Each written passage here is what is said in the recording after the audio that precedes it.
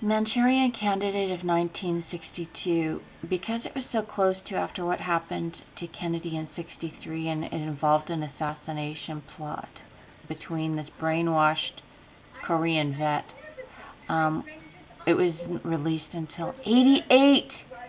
Here's a bunch of American soldiers being showed a little tea party when in actual fact it's a guy, and he's going to tell them, he's going to demonstrate how he hypnotizes them. This is the guy with Stalin, Mao, etc. behind him, showing how easy it is to hypnotize, well, not only to hypnotize soldiers, but when they are hypnotizable, how you can get them to kill their best friend right in front of everybody. The guy's going to stand up and kill the guy.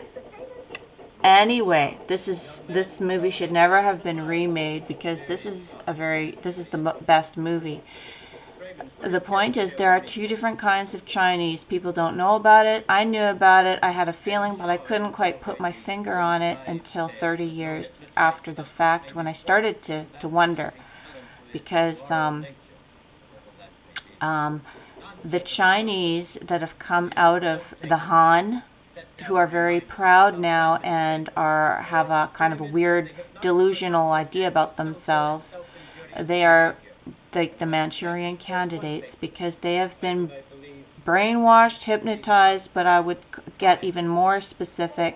They have been influenced under mind control, under the tactics of this dude, Burroughs Frederick, or B.F. Skinner, a behaviorist, social philosopher, etc. But what he's saying, he says free will is an illusion, and he says everything is based on reinforcement. But basically what you're going to see is that he's technical when he thinks of a human being. Basically stimuli and reaction, and that's it. And we have to prove all of his ideas wrong, because according to the Native Indians, ancient weaponry that has destroyed civilizations in the past have also believed in something called the biometric, which is the idea that you can have statistical data applied to biological things. And that is absolutely un-American, un-Christian, uncivilized, and that's why they keep showing us photos of Flintstones, because they think we're going to go back to the Stone Age. And looking around at everything now, it does look like that, because we are under a culture bought and paid for by the very people, the Chinese of China. Now, when people say here, they say, oh, I like Chinese people. I got no problem with Chinese. Well, you're not seeing these Chinese yet. They're not here yet. What you're seeing is there is somebody who has told the Chinese that they're going to screw up the culture, so they feel much more comfortable, better when they do invade or come here after they foreclose. But the Chinese that you're seeing here, for the most part now, are the ones that escaped out of Hong Kong.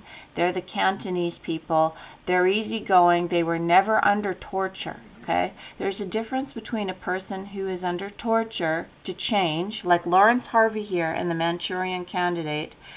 There's a big difference, and the moral of the story is this guy was even married. He found a beautiful girl. He said he felt lovable. He felt loved. He became normal for a while, and her father was a nice guy, and he was excellent. But as long as he had his operator, he was still an operative until the end, until he blew his own head off at the very end, before he was about to shoot at James Gregory. There are two Chinas, people, and it's time not to get them mistaken, and let's not confuse the issue. This is B.F. Skinner and Biometrics and the end of the world.